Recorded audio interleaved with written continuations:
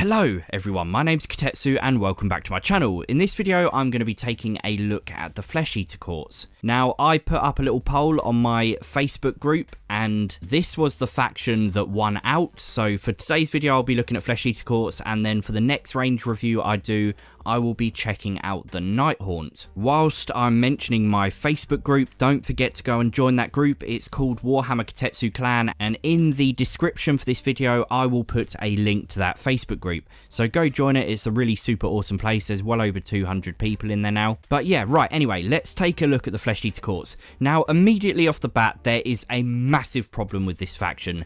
They are absolutely tiny in their number. It says here there are 17 results, and the only other faction with less than 17 results in all of Age of Sigmar at the moment is the Carrion Overlords. But I would actually argue that Carrion Overlords have more unique kits than the Flesh Eater Courts do. 17 kits, take away the book, take away the start collecting set, take away the endless spells, the battle tome again, the scenery, combine some of the kits where it's like, okay, we've got a Vargheist and then we've got a Vargheist with a guy sitting on top, and you actually end up with about 9 or 10 unique kits in this set. It's tiny. Now, with all the rumours at the moment pointing to the fact that we could be seeing potentially some new Flesh Eater Court models, I really hope that is the case, because let me say this right off the bat, okay? Flesh Eater Courts might have one of the smallest army ranges in all of Age of Sigmar, but without a doubt they have some of the best lore.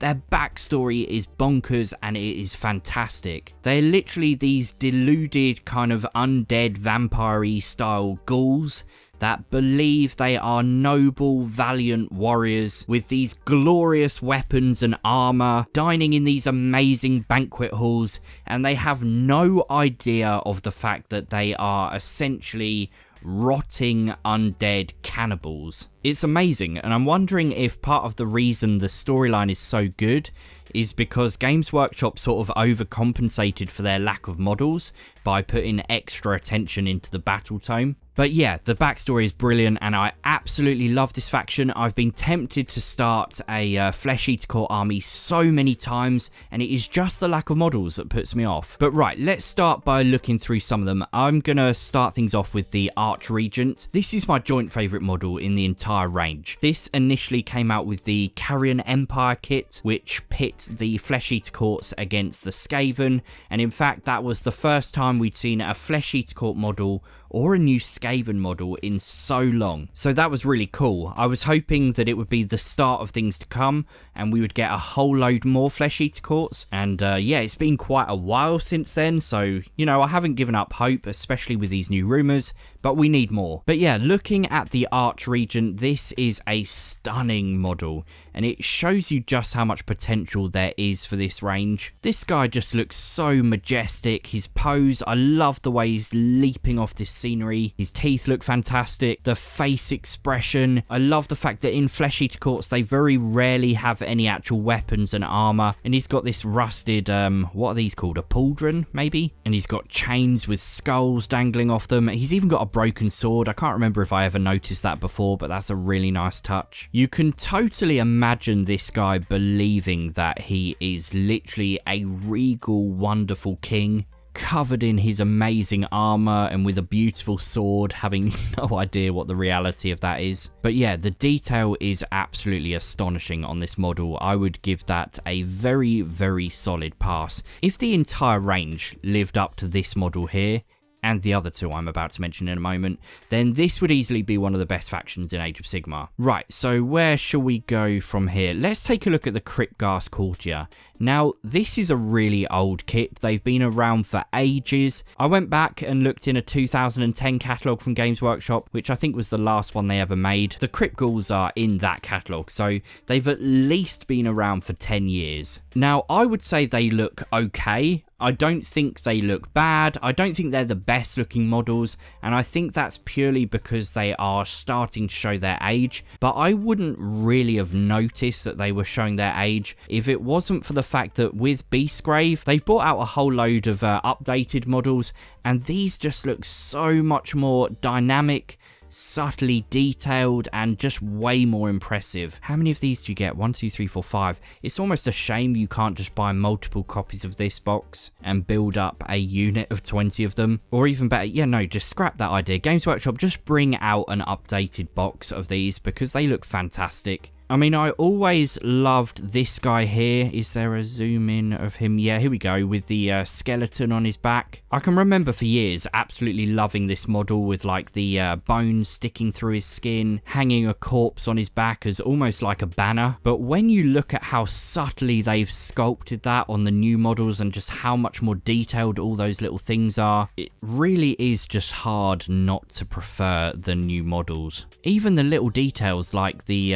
rope that's binding bits of bone to him. In his head, he probably thinks that's like amazing armor or something. The skulls on this guy's back, the different hooks he's holding. This guy is literally munching away on an arm, which looks fantastic.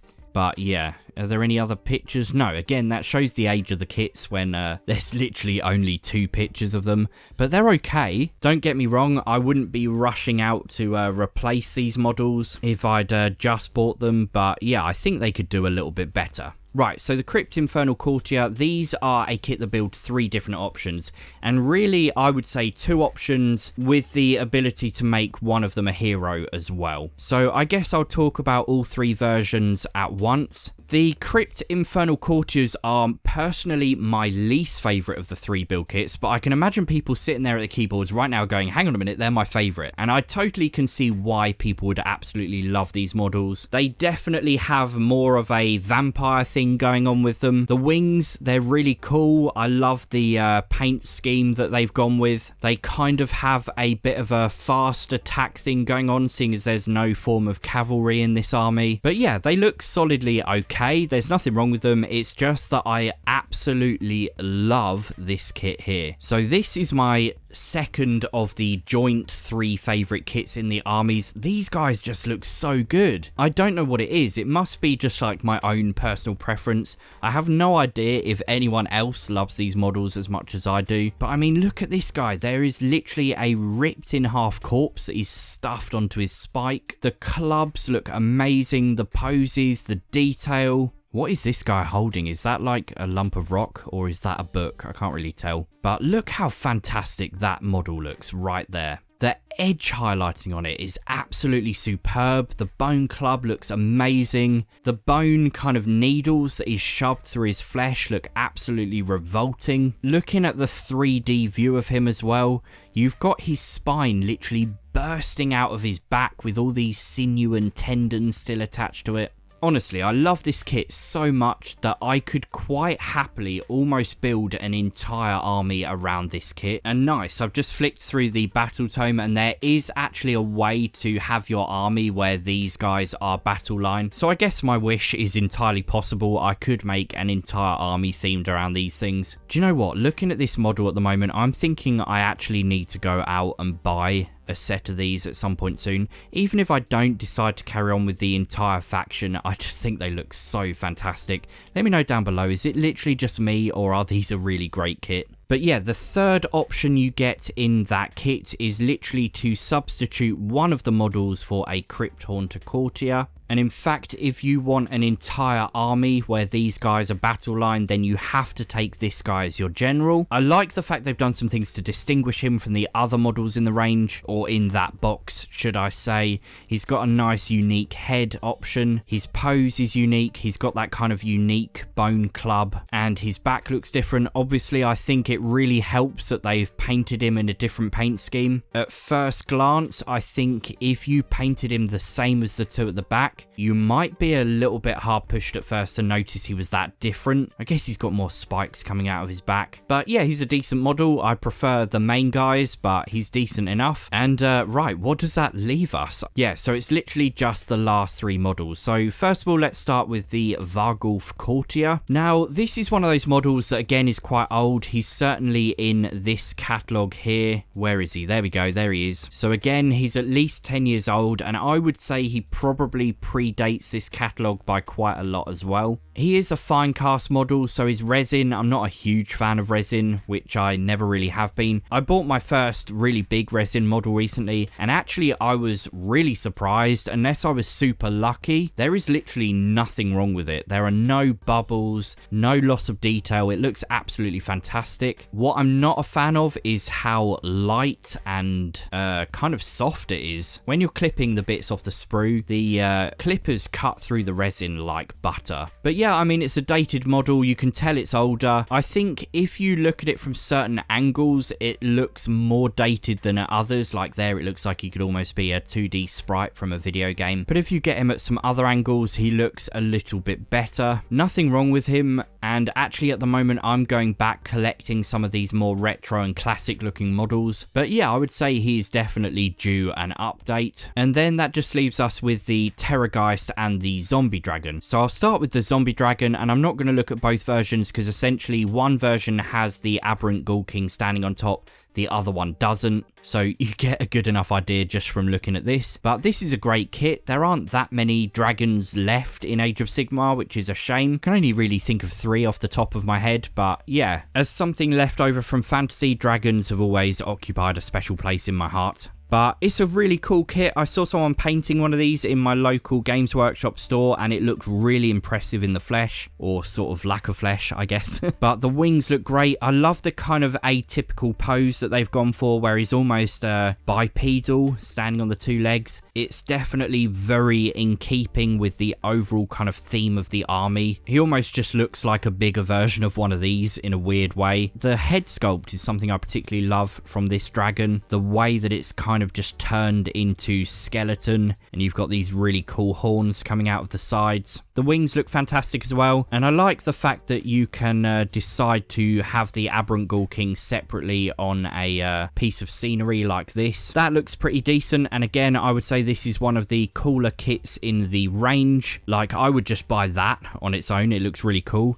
The only thing I don't really like about this model, and you probably guessed it, it's not the most secure attachment for a model onto its base, but it doesn't give me the usual anxiety, I suppose, that some of these fragile models do. Not a big fan of this purple paint scheme here, or grey purple paint scheme. I much prefer this one here. But yeah, these things can turn into Arch-Regents in the fluff, so that's kind of cool. But right, here we go. So saving one of the best till last, this thing is one of the most superb models I have ever seen. I absolutely am in love with this model. It looks so fantastic. I love the fact that it's kind of based off of a bat. It makes it look intensely creepy. This thing looks so good that I would really struggle to build the zombie dragon over this, just because I love this so much. It's the kind of model where if I went all out with Flesh Eater Courts, I would have to have several of them just because they look so good. But the other thing I particularly love about this dual kit is the way that this is actually quite different from the Zombie Dragon. I wouldn't really necessarily believe that they both came from the same box. I definitely think they've done a really good job there in distinguishing these two models. It's actually quite cleverly done. But yeah, this thing definitely looks like the stuff of nightmares, and I've just always loved it. I think it looks fantastic, but I would almost certainly be leading my army by one of these guys. But there you have it. Those are my 3 absolute favourite models from the range: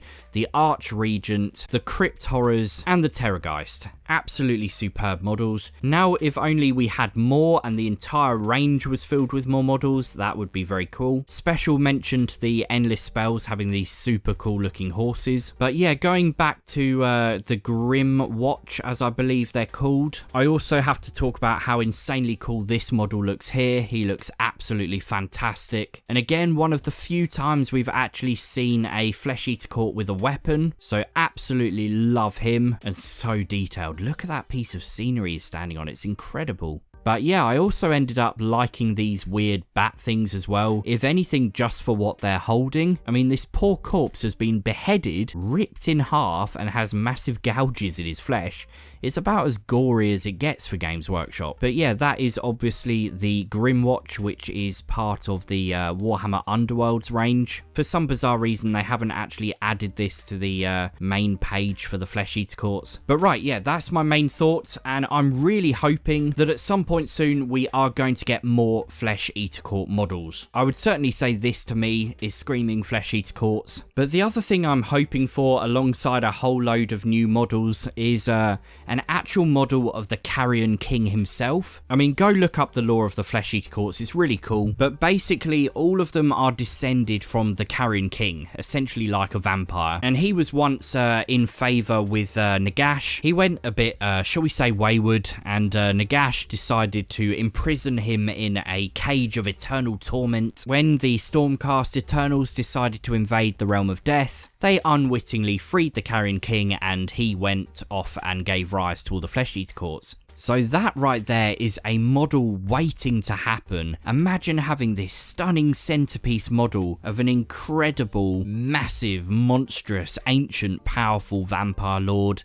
that could lead the Flesh Eater Courts. I think it would be amazing. But yeah, let me know what you guys think about this faction. Don't forget to join up to my Facebook group. The link is in the description of this video, right near the top somewhere. Nighthaunt model range review will be next. I'm also in the middle of planning a series of lore videos that will get people introduced to Warhammer Fantasy. I don't know much about the lore myself, so I thought it'd be really great if, whilst I'm learning the lore, I share that learning with you guys so we can kind of learn together. I mean, some people will know the lore infinitely better than I do, but for people who are just getting into Warhammer, for people who are new to Warhammer Fantasy, and for people who want a refresher and are really excited about the old world, I think that would be an amazing series, so let me know what you guys think about that down below in the comments. But otherwise, don't forget to like the video, don't forget to subscribe, and I will see you guys really soon.